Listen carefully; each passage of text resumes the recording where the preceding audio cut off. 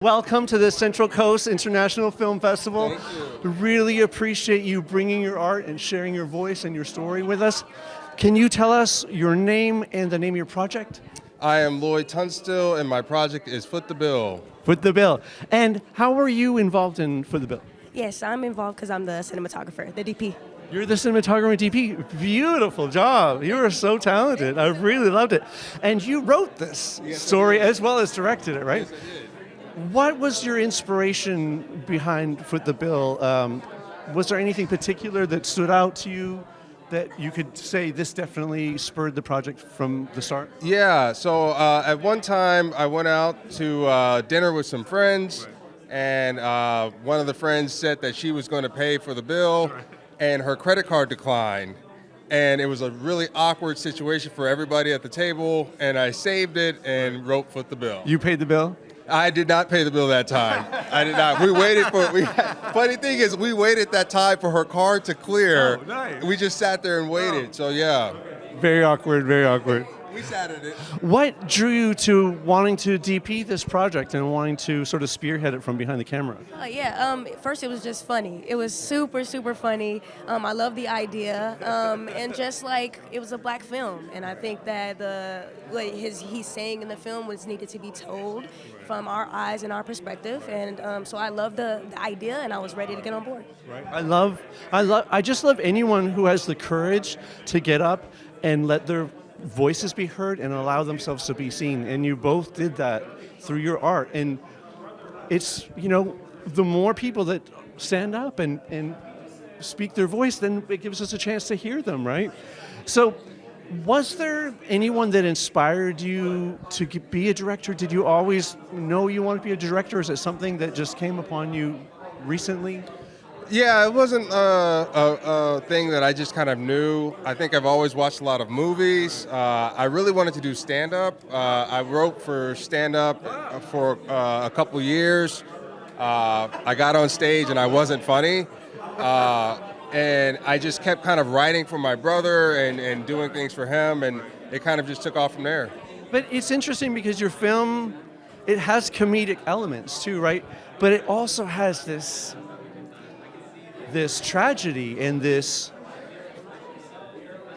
brokenness, if I can say that, right? Like this is a broken superhero, right?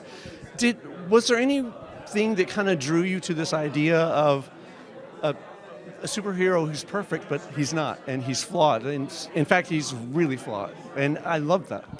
Well, I think all of us are flawed in some ways or not. Really, the inspiration from the film, shout out to Melvin Van Peebles, The Story of the 3-Day Pass. I don't know if you've ever seen that film. That's a direct inspiration for this movie. Melvin Van Peebles, The Story of the 3-Day Pass.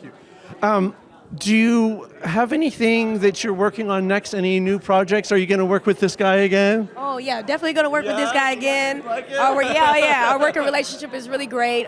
He has some new films, or he's writing more films, and I'm gonna be working on those too as well. We're locked in. That's terrific. How did you get into photography? And it's, I think especially being a woman too in this industry, it's sort of like, yo, what are you doing with the camera? Right. So I started off as a dancer, hip hop dancer, and I needed someone to film me dancing, right. And I was like, I'll pick up the camera and do it myself, and then that's how I got in this rabbit hole of filming, and I just loved it ever since. Like, did you feel like when you first picked up the camera, you were like, oh, I can do this kind of thing? Or Yeah, well, YouTube University, that's one. And also just from watching a lot of films growing up. Me and my mom, we had like a entertainment system full of DVDs, and we would just watch them when I was growing up. And it never really clicked to me until I was older that this has always been a part of something that I did. And as a woman, I love sci-fi, and I don't see a lot of people in the sci-fi realm. So me and Lloyd, we're gonna get on that next. But I want to be in it. Yeah, I yeah. know. Yeah. I'll play any role. Yeah. I love sci-fi. Yes. I love fantasy, adventure, and sci-fi. They're my favorite. yeah. Like anything took place like hundreds of years ago or hundreds of years in the future. Right. And the challenge is production costs, right? It's so expensive to Yes. make, like where today I can just wear this suit, right? But I couldn't, and we'd have to find new clothes, right? So your next project, sci-fi? Horror. Yeah, we're going into the horror realm. I like horror a lot as well. This one's more darker, and so no comedic tone to this one. We're going to try to shoot it up north, up in Forks, Washington, and it's about a serial killer on the loose who kills his victims using jumper cables. It's called Jumpman. So we're really excited about it. I can play a good serial killer.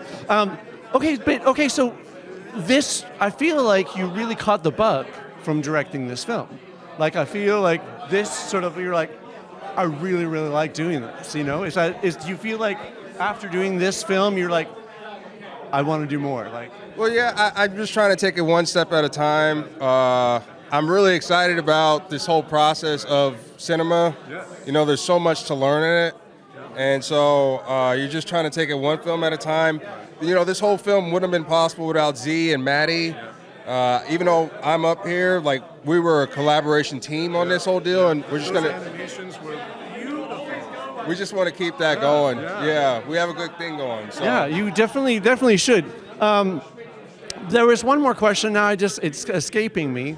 But next on the list is your writing again. You've got something written, or is it already finished, and you're in pre-production? Yeah, still writing, still trying to learn how to be a director. I went back to school at UCLA Extension. Just trying to learn about the how to be a director, honestly. Did you feel like were there any challenges that you really faced making this thing? That kind of maybe were there moments where you felt overwhelmed or kind of at a loss or a block, or did it just kind of go straight through? Yeah, I think shooting a film is kind of like being out in the middle of the ocean a little bit sometimes. You can really get stuck out there if you're not careful. And the hardest part for us was when we shot it on Super 8 film. We shot it on Super 8 film, that part where they did the dancing and all that stuff. Man, I messed that up so many times. I like put a green screen up at first, and then I changed it to white.